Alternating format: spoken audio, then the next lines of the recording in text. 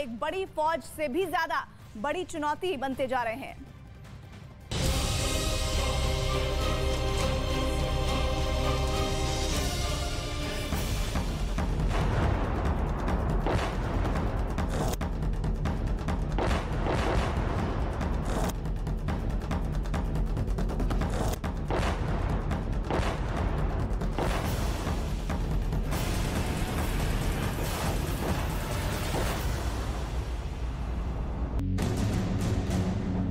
इस युद्ध के बीच यूक्रेन की राजधानी कीव की स्काईलाइन और यहां पसरी खामोशी बहुत डराने वाली है।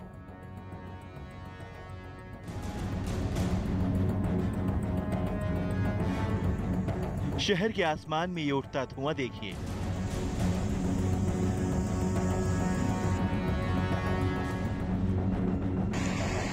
रिहायशी इमारतों पर बमबारी, जलते हुए फ्लैट्स। एक देश को कुचलने के लिए ये ऐसे हमलों की तस्वीरें जिसे देखकर सरकारें घबरा जाएंगी, घुटने के बल बैठ जाएंगी। लेकिन यूक्रेन के राष्ट्रपति जेलेंस्की ने ऐलान कर दिया है कि वो झुकेंगे नहीं, यूक्रेन रुकेगा नहीं। उन्हें जहां मौका मिलेगा वो रूस को घेर कर मारेंगे। और इसकी तस्वीरें यूक्रेन से बराबर आ भी रही हैं। रूसी फौज के टैंक और बख्तरबंद गाड़ियां यूक्रेन की फौज का निशाना बन रही हैं। रूस के लिए सबसे नया झटका। रूस का एक और जनरल यूक्रेन युद्ध में कुर्बान हो चुका है। मेजर जनरल ओलेग मित्यन और उनकी स्वेट टीम के 7 फौजियों को मारिउपोल के पास यूक्रेन में मारने का दावा किया गया है। मेजर जनरल ओलेग मित्यन रूस सेना के उस एलीट यूनिट को लीड कर रहे थे जो पुतिन के डायरेक्ट कंट्रोल में कही जाती है। इस तरह रूस ने 21 दिनों के अंदर अपने 13 कमांडर इस युद्ध में खो दिए। इन कमांडर्स में 4 अधिकारी मेजर जनरल रैंक के हैं। रूस को ऐसा नुकसान पहुंचाने वाले यूक्रेन के कमांडर यानी कि जेलेंस्की दुनिया पर बड़ी छाप छोड़। अमेरिकी कांग्रेस से मुखातिब होकर जेलेंस्की ने क्या कहा, वो गौर से सुनिएगा। Remember September the 11th, a terrible day in 2001 when evil tried to turn your cities, independent territories, in battlefields, when innocent people were attacked from air. Yes, just like no one else expected it. You could not stop it. Our country experience the same every day. Zelensky America को जगाना चाहते हैं, वो Biden से मदद चाहते हैं। Zelensky ने अमेरिका से फाइटर जेट मांगे हैं। वो चाहते हैं कि यूक्रेन के ऊपर नो फ्लाई जोन बनाया जाए। जेलेंस्की समझ गए हैं कि उन्होंने 3 हफ्तों से अगर रूस को रोका हुआ है, ऐसे में उनको पश्चिमी देशों से और मदद मिल सकती है, तो वो पुतिन के सारे प्लान पर पानी फेर सकते हैं। जेलेंस्की के इसी आत्मविश्वास को डिगाने की रूस ने बहुत कोशिश की है। पुतिन का सारा गुस्सा राजधानी कीव पर उतर रहा है। कीव के बाहर रूस की फौज मौजूद है और अंदर शहर में बमबारी के शोले आम लोगों को झुलसा रहे हैं। कीव में 15 मंजिला अपार्टमेंट पर जब रूस की एयर स्ट्राइक हुई, उसके बाद का मंजर देखिए। यहां करीब में एक मिलिट्री फैक्ट्री को भी टारगेट किया गया। रूस की आर्टिलरी यहां पर खूब बरसी। रूस ने ड्रोन से हमलों की तादाद भी बढ़ा दी है।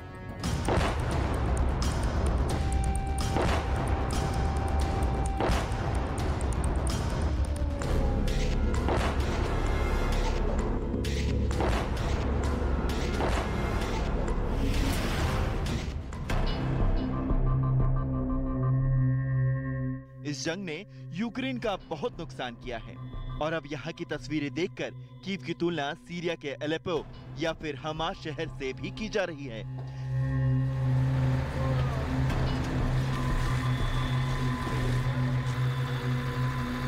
Тактической, армейской и беспилотной авиацией поражены 136 военных объектов Украины, в том числе 7 пунктов управления и узлов связи, 4 зенитных ракетных комплекса, 3 реактивные установки залпового огня, 4 радиолокационных станции разведки, подсветки целей и наведения зенитно-ракетного комплекса С-300, 1 станция РЭП, 4 склада боеприпасов и 72 места скопления боевой техники.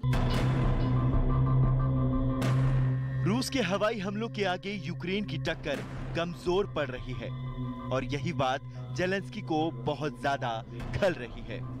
जेलेंस्की ने कनाडा से अपील की है कि वो यूक्रेन को नो फ्लाई जोन बनाए ताकि रूस की एयरफोर्स पर काबू पाया जा सके। नो फ्लाई जोन का मतलब है कि यूक्रेन के ऊपर नेटो एयर डिफेंस का ऐसा कवर जिसमें रूसी लड़ाकू विमान और उसके ड्रोन काम नहीं कर पाए, लेकिन ये ऐसा कदम होगा जो युद्ध का दायरा यूक्रेन से बढ़ाकर यूरोप में और अंदर तक पहुंचा देगा।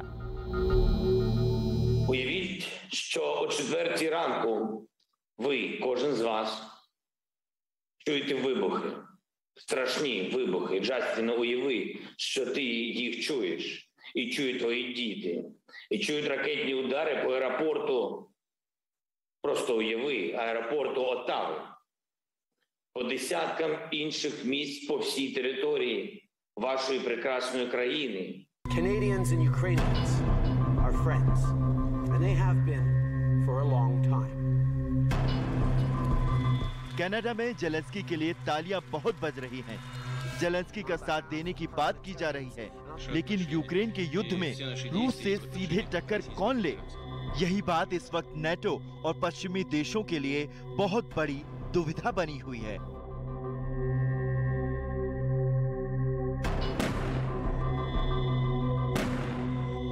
Де вони проходять, як ваш прапор у Монреалі, знімають, щоб викинути і замінити російським.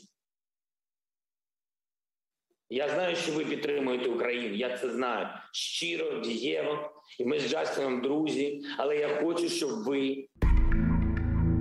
24 फरवरी जब युद्ध की शुरुआत हुई थी, तब जेलेंस्की को अमेरिका और नेटो से बहुत उम्मीद थी, लेकिन जो बाइडेन से लेकर बोरिस जॉनसन और जस्टिन ट्रूडो से लेकर एमेनुएल मैक्रो तक सब ने जेलेंस्की को बहुत मजबूर बना दिया। जेलेंस्की रोज मैसेज देते हैं, नेटो को झकझोरते हैं, अमेरिका को जगाने की कोशिश करते हैं, लेकिन जेलेंस्की की बात अब तक अनसुनी रही है।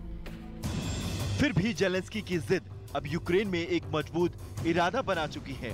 यही ताकत है कि यूक्रेन अब भी इस युद्ध में रूस से बराबर की टक्कर ले रहा है। I talked to Volodymyr again yesterday, and of course I understand what he's saying about NATO and the reality of the position, and everybody's always said, and we made it clear to Putin, there's no way Ukraine is going to join NATO anytime soon. But the decision about the future of Ukraine has got to be for the Ukrainian people and for Volodymyr Zelensky as their elected leader, and we will back him. And the most important thing is that Putin's aggression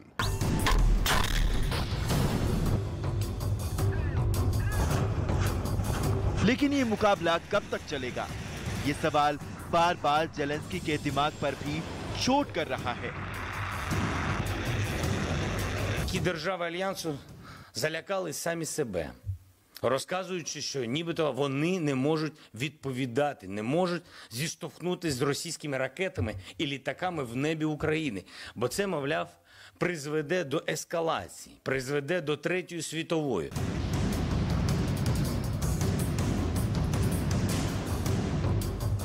ये बात सही है कि 3 हफ्तों से Ukraine जो तबाही झेल रहा है, जो रूस के हमले बर्दाश्त कर रहा है, उससे बचाने के लिए पश्चिमी देशों या नेटो ने कुछ खास नहीं किया है। अमेरिका ने जरूर यूक्रेन के लिए $13 अरब की मदद का ऐलान किया है, लेकिन इस वक्त जेलेंस्की की लीडरशिप और उनकी जिद है जो यूक्रेन को इस जंग में रूस के सामने बनाए हुई है।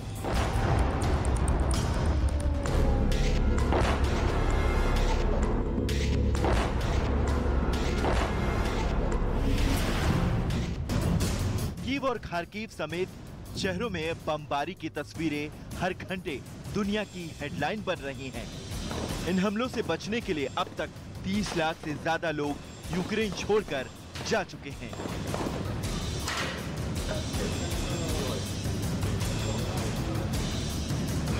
Загалом сьогодні зранку, починаючи з 4 години 20 хвилин і до 5:50, сталося у нас 5 масштабних обстрілів, які ворожі снаряди потрапили у нас у 2. Правда, людей никого не было. Ночь. Ой, блин, заколебал.